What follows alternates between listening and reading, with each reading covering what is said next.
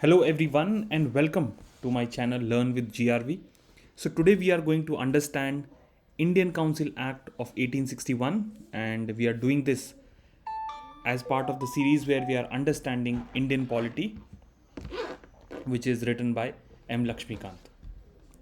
Alright, so before we begin on Indian Councils Act of 1861, if you have seen the previous videos, and I'll keep the link in the description, you'll come to know that first we studied the company rule. Then right now we are studying the crown rule. In the crown rule, the first act that we studied was the Government of India Act of 1858. So if you see in the previous slides, Government of India Act of 1858 we have studied. Now we are studying another act which was part of the crown rule, that is Indian Councils Act of 1861. So let us see what were some aspects of this act. So the first aspect was that this act was enacted after the Great Revolt of 1857 and Britishers felt the need to include Indians in the administration.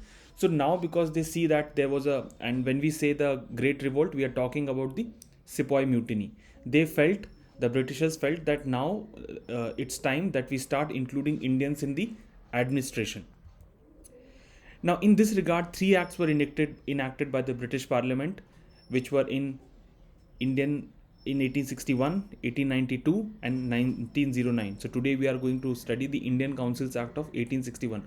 All these three acts are called as Indian Councils Act. All right. So now let us see what were the different features of this act. So the first feature of this act was that now the British government started including Indians in the law-making process. So in this regard, the act provided that the Viceroy should nominate some Indians as non-official members of his expanded council.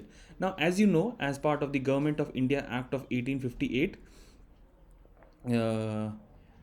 the council was created, but now this act also wanted that some Indians to be included as the non-official members of the expanded council of the Viceroy of India. And who was the first Viceroy of India? He was Lord Canning. So in the previous video I have mentioned that Governor General of India became Viceroy of India. That terminology was changed by the British government in the Act of 1858. In 1862, Lord Canning nominated 3 Indians to the Legislative Council.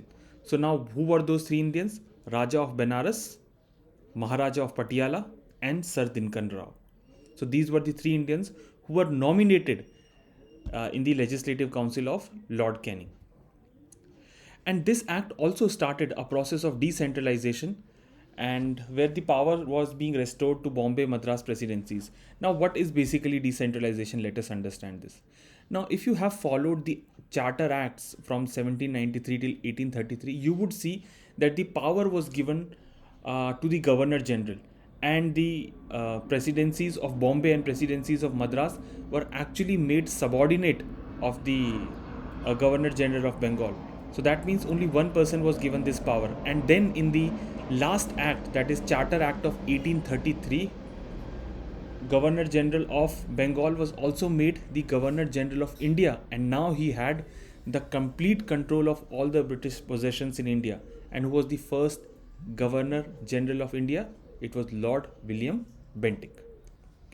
Now moving on with the other features.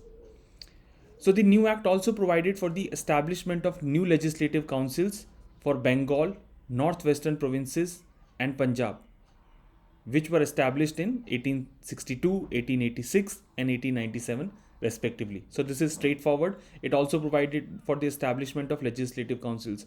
Now as you can see, the different steps that are being taken as part of the Indian Councils Act of 1867, more Indians are included in the administrative function of the government, because otherwise they have already seen that people are not happy and a revolt had happened in 1857. All right, moving on. This act also empowered the Viceroy to make rules for the convenient transaction of business within India. Now you must have also heard this term called as portfolio. Like there are certain ministers who handle multiple portfolios, right? So in this act, portfolio system was also recognized, and this system was actually introduced by Lord Canning in the year 1859, and it was recognized in the Indian Councils Act of 1861. Moving on, this act also empowered the Viceroy to issue ordinance without the concurrence of Legislative Council, and that can happen during an emergency period. And the life of that ordinance was 6 months. So these were the features of Indian Councils Act of 1861. Let us go through them once again. Okay, so what was the first? Let us go through them once again. So what was the first feature? Indians started to get associated in the lawmaking process. Why they took this decision? Because of the Act of 1857, Revolt of 1857. Second, the act also provided that the Viceroy should nominate some Indians as non-official members of his expanded councils. Now, Indians are being involved as the non-official members.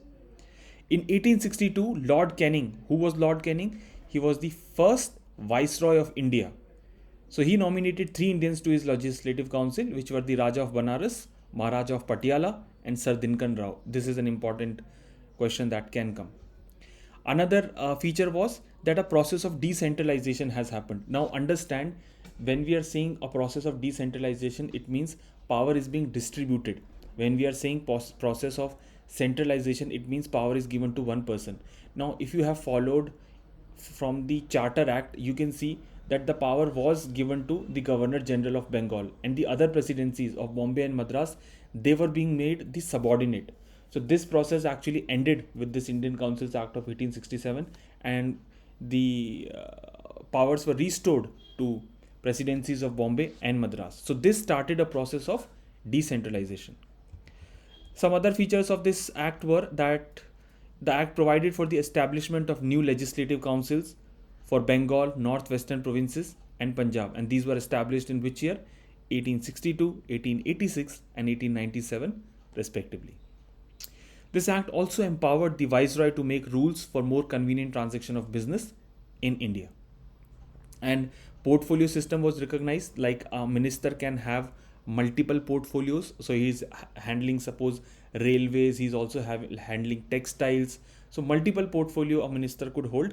And this system was actually introduced by Lord Canning in the year 1859, and in the Indian Councils Act of 1861 it was recognized. And then the last feature that we had was, this act also empowered the Viceroy to issue ordinance without the concurrence Legislative Council, and that could happen during emergency. And what was the life of such ordinance? It was 6 months. So that's it in this video. If you like my work, please subscribe to the channel, and also tell me in the comment section what should be an improvement that I should do as part of the videos. One thing that I recommend is, whenever you are listening to the video, please listen to the video in 1.5x speed, so that, because normally when the video plays, it's a bit slow. All right, I'll see you in the next video. Till then, this is Gaurav Singh signing off. Thank you so much.